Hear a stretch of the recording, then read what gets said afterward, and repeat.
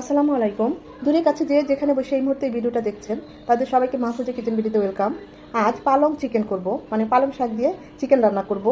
খুবই মজার আর খুবই সহজ। সহজের কথা কি বলবো, যে কেউ এটা একদম নতুন যারা রাঁধুনি তারাও এটা খুব অনায়াসেই রান্না করে ফেলতে পারবেন, কিন্তু খেতে অসাধারণ হয়। যারা এখনও ট্রাই করেন নাই, আমি বলবো আমার এই রেসিপিতে একবার হলেও ট্রাই করবেন, দেখবেন অসম্ভব মজা হয়। তখন এভাবে বারবার এভাবেই পালং চিকেন রান্না করতে ইচ্ছে করবে। তো কথা না বাড়িয়ে চলুন আমরা মূল ভিডিওতে চলে যাই। চেষ্টা করেছি খুব সহজভাবে এই পালং চিকেন রেসিপিটা আপনাদের সামনে প্রেজেন্ট করতে। আশা করি আপনাদের ভালো লাগবে, ট্রাই করতে পারেন। পালং চিকেন করব, সেজন্য আমি এখানে একটা চিকেন নিয়েছি, ব্রয়লার চিকেন। আমি একটা সিনা উঠিয়ে রেখেছি, ওই সিনাটা দিয়ে বাচ্চাদের সোপ করে দিব। এখানে দুটো রান আর এই সিনাটা মিলে 1.5 কেজির উপরে আছে। চিকেনটা বেশ বড়, রেগুলার কাট করে ছোট ছোট করে কেটে নেব। পালং চিকেন ছোট ছোট করে কেটে নিতে হয়। খুব ভালোভাবে ধুয়ে পানিটা ছড়িয়ে নিয়েছি। পালং চিকেনে পালং শাক তো লাগছেই, এটাকে তো আমরা পালং শাকই বলি। বাজার থেকে একদম তরতাজা কিনে নিচ্ছি 2 মুঠো। এখানে মুঠি মানে আটি হিসেবে বিক্রি করে, এনে ভালোভাবে ধুয়ে নিয়েছি। দেখতেই পাচ্ছেন কতটা তরতাজা। এক্ষেত্রে চেষ্টা করবেন একদম তরতাজা পালংটা ইউজ করতে, এতে টেস্ট খুব ভালো আসে, কালারটাও খুব ভালো আসে। অসম্ভব সুন্দর পালং শাক, মাছ দিয়ে সব কিছু দিয়ে শাকটা খুব ভালো যায়। চিকেনগুলোকে রেগুলার কাট করে এভাবে কেটে নিয়েছি একটু ছোটো ছোটো করে। চিকেনটা বেশ বড় ছিল। এখন এখানে দিয়ে দিব 1/2 কাপ টক দই। এটা ঘরে বানানো টক দই, তাই একটু লিকুইড।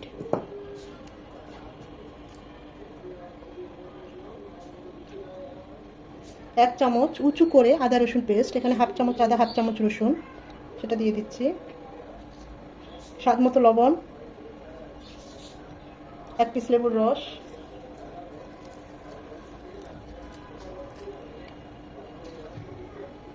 এক চামচ কালো গোলমরিচ গুঁড়ো, কাসুরি মেথি 1 চামচের মতো।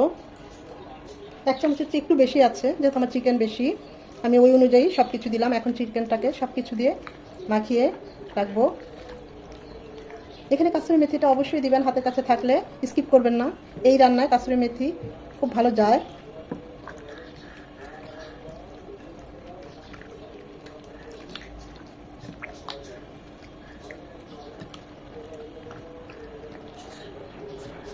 তিরিশ মিনিট এটাকে রেস্টে রাখবো। অন্য কাজ করতে করতে আমাদের 15-20 মিনিট এমনি হয়ে যাবে, তো আমি মিনিমাম 30 মিনিট এটাকে রেস্টে রাখবো। প্যানে পানি বসিয়েছি, পানিটা গরম হয়ে এসেছে। এ পর্যায়ে পালং শাকটা দিয়ে দেব। জাস্ট 2 থেকে 3 মিনিট একটু ভাপিয়ে নেব, ওভার কুক করবো না। দেখুন কি তরতাজা শাক, খুবই সুন্দর শাক।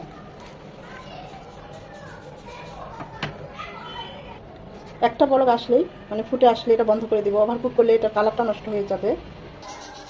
সাথে সাথে নামিয়ে একদম ঠান্ডা পানিতে এটা ধুয়ে নিতে হবে।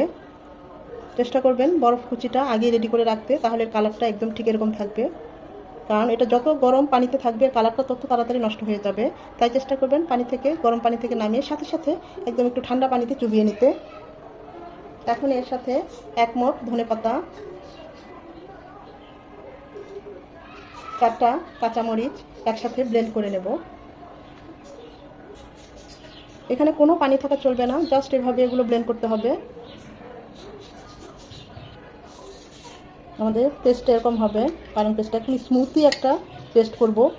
দেখতেই পাচ্ছেন ঠিক এরকম টেক্সচারটা হবে, এখানে পানি থাকা চলবে না। কালারটা কত সুন্দর এসেছে। 30 মিনিট পর আমাদের চিকেনগুলো দেখুন একদম মশলার সাথে একদম মাখো মাখো হয়ে মিশে গেছে। ঠিক এরকমই হবে, পুরোপুরি মশলার সাথে সব আমরা যা যা দিয়েছি, গোলমরিচ, তারপর টক দই, আদা রসুন সব কিছু একদম দেখুন মিশে গেছে।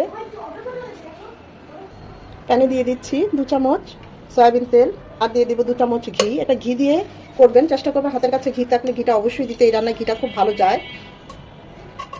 চাইলে পুরোটাই ঘি দিয়ে করতে পারেন, আবার তেল দিয়েও করতে পারেন, তবে ঘি দিয়ে করলে বেশি বেটার হয়। দেবো 1 চামচ কাঁচা জিরা, 3 টুকরো দারচিনি, 4টা সাদা এলাচ অবশ্যই থেতো করে দিবেন, 3টা লং, 8-10টা সাদা কালো গোলমরিচ। গোটা মশলাগুলো 1 মিনিট হবে, এর থেকে সুন্দর একটা অ্যারোমা চলে আসবে। গোটা মশলাগুলো 1 মিনিট ভেজে নেওয়ার পর দিয়ে দিব 1/2 কাপ পেঁয়াজ কুচি। এই পেঁয়াজ কুচিটা একটু ছোট ছোট করেই দিবেন। আমি একদম ছোট ছোট করে কিউব করে কেটে দিয়েছি। পেঁয়াজটা একটু নরম হবে।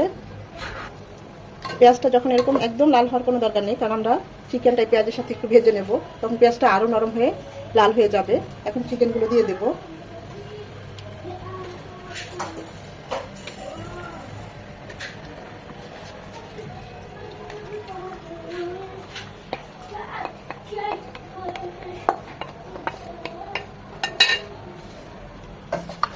চিকেনটাকে মিনিমাম 5 থেকে 6 মিনিট এই ঘি আর তেলের সাথে একটু ভেজে নেব, যতক্ষণ না এর কালারটা চেঞ্জ হয়। একদম লাল লাল করে ভাজবো না, জাস্ট কালারটা চেঞ্জ হবে, ওই অনুযায়ী ভেজে নেব। কারণ এখানে মশলা আছে, সে মশলাগুলো এতে কষবে এই তেলে, আর চিকেনের কালারটাও চেঞ্জ হবে। 4 থেকে 5 মিনিট ভেজে নেওয়ার পর দেখুন চিকেনের কালারটা এরকম চেঞ্জ হয়ে এসেছে। আমরা চিকেনে যে ম্যারিনেশন করেছি ওই মশলাগুলো কাঁচা গন্ধ চলে গিয়েছে। এখন এখানে দিয়ে দিব 1/2 চামচ ভাজা জিরে গুঁড়ো। এখানে ভাজা জিরেটা খুব কমই যাবে। 1/2 চামচের চেয়েও কম 1/4 চামচ হলুদ গুঁড়ো, 1/4 চামচ জয়ত্রী গুঁড়ো, নট জায়ফল, জয়ত্রী গুঁড়ো। চাইলে আপনি জয়ত্রীটা আস্তেও দিতে পারেন, একটু ভেঙে। আমি গুঁড়ো করে দিলাম। এখানে আমি শুকনো মরিচ গুঁড়ো দিলাম না, যেহেতু আমি কাঁচা মরিচ ব্লেন্ড করে নিয়েছি পালং শাকের সাথে। এটা দিয়েও 2 থেকে 3 মিনিট ভালোভাবে কষিয়ে নেব চিকেনটাকে। পালং শাকটা দেওয়ার আগে মূলত আমাদের চিকেনটাকে 80 থেকে 90% কুক করে নিতে হবে।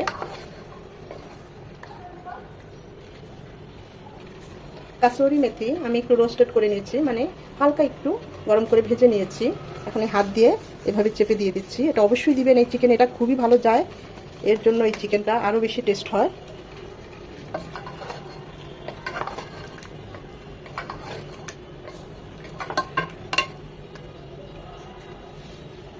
দুটো টমেটো এবং ছোট ছোট করে কিউব করে নিয়েছি, সেটা দিয়ে দিচ্ছি। 4-5টা আস্ত কাঁচামরিচ মাঝখানে মাথাটা ভেঙে দিয়েছি, ফ্লেভারটা বের হয়ে আসবে।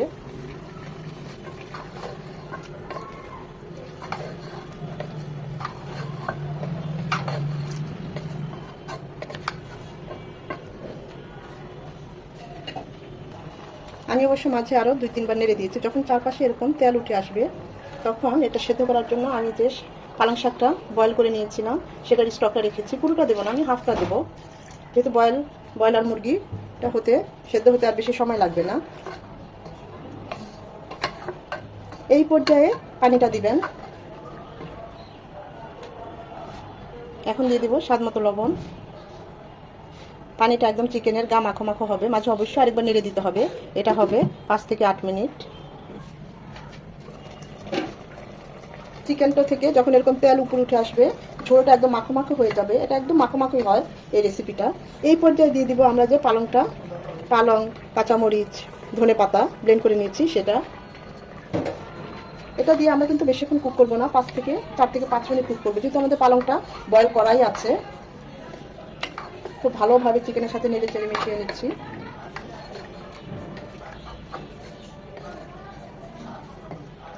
এই পর্যায়ে লবণটা টেস্ট করতে পারেন।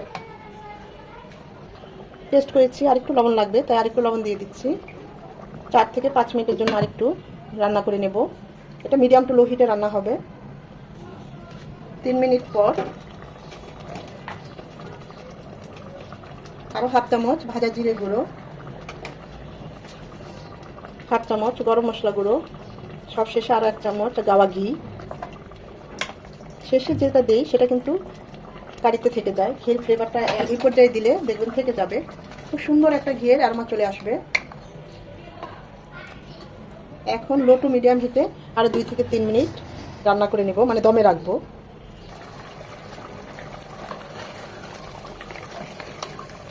যদি পালং দিয়ে মাছ রান্না করতাম তাহলে এই ধরনের মশলা ব্যবহার করা লাগতো না। যেহেতু চিকেন রান্না করছি, তাই আমি যা যা মশলা ব্যবহার করেছি এগুলো সবই ব্যবহার করতে হবে। আর অবশ্যই পালংয়ের সাথে ঘিটা ব্যবহার করার চেষ্টা করবেন। এটা একদম মাখো মাখো হবে, মানে ভুনা ভুনা হবে। আর 1 থেকে 2 মিনিট টানিয়ে নেব। খুব সুন্দর একটা সুঘ্রাণ চলে এসেছে, যেটা আমি পাচ্ছি।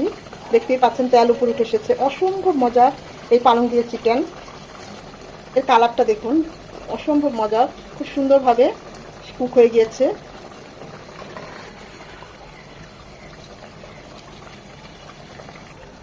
পালং দিয়ে চিকেন আমার অলমোস্ট ডান। উপরে তেল উঠে এসেছে, খুব সুন্দর একটা কালার চলে এসেছে, দেখতেই পাচ্ছেন। এত সুন্দর একটা সুঘ্রাণ চলে এসেছে না, বলার মতো না। অসম্ভব মজার পোলাও, গরম ভাত, রুটি, পরোটা, রেসিপিটা খুব ভালো যায়। আমি এখন চুলাটা অফ করে দেব।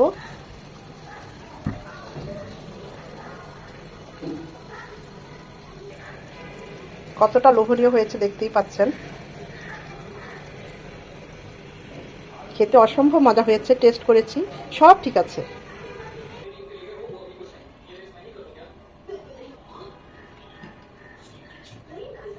গ্রেভিটা, কালারটা দেখুন, অসম্ভব সুন্দর হয়েছে। কতটা লোভনীয় হয়েছে, যতটা লোভনীয় হয়েছে তার চেয়ে বেশি অনেক মজা হয়েছে। সত্যি বলছি, যারা এখনও এইভাবে পালং দিয়ে, শাক দিয়ে মুরগি রান্না করেন নাই, একবার হলেও ট্রাই করবেন। আর যারা এইভাবে করেছেন তারা তো জানেনই এটা কতটা মজার হয়ে থাকে। আশা করি ভিডিওটা আপনাদের ভালো লেগেছে। যদি ভালো লেগে থাকে লাইক, কমেন্ট, শেয়ার করে দিবেন। সময় নিয়ে যারা এতক্ষণ এই ভিডিওটা দেখেছেন তাদের সবাইকে অসংখ্য ধন্যবাদ। আমি তো এটা পোলাও দিয়ে সার্ভ করছি, সাথে ভেজিটেবল থাকছে। আপনারা গরম ভাত দিয়ে বা এরকম পোলাও দিয়ে এটা করতে পারেন, অসম্ভব ভালো হয় এই পালং চিকেনটা। আর সাথে যদি এরকম ভেজিটেবল থাকে আর তো কোনো কথাই নেই।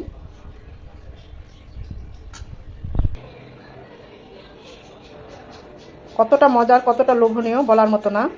অসম্ভব ভালো হয়েছে সব কিছু, যেমন ভেজিটেবল, তেমন পালং চিকেন, তেমন রাইস।